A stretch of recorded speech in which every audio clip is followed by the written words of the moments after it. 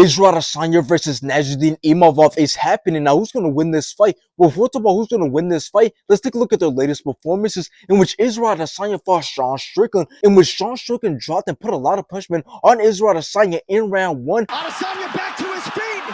Strickland applying a world of pressure. Sean Strickland took control of the whole entire fight, completely outlanded Israel Adesanya, and obviously Sean Strickland ended up taking it by decision.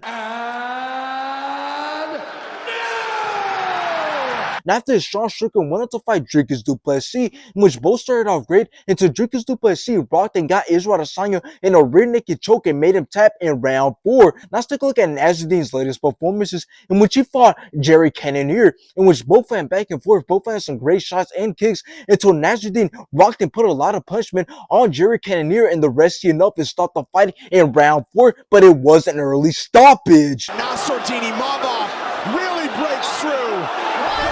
And after this, Nassourdine Imavov went on to fight Brendan Allen, in which both of their striking, grappling, and ground game was great, but Nassourdine had way more control time and outlanded Brendan Allen, and obviously Nassourdine ended up taking it by decision.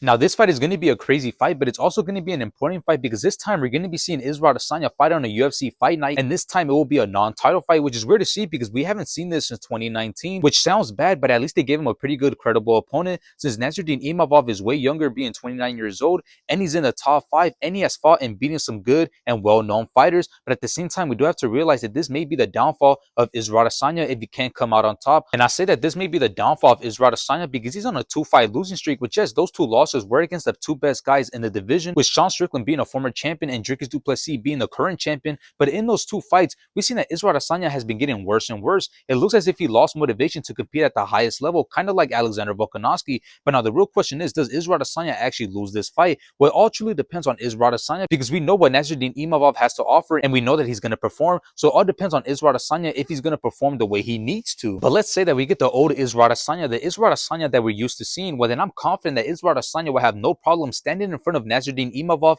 and outperforming him. But if we don't get that old Israel Adesanya and instead we get a similar or a much worse Israel Adesanya that we've seen in that Dricus du Plessis fight, well, then I'm confident that Nassourdine Imavov will have no problem outperforming and outlanding Israel Adesanya and taking the win by decision.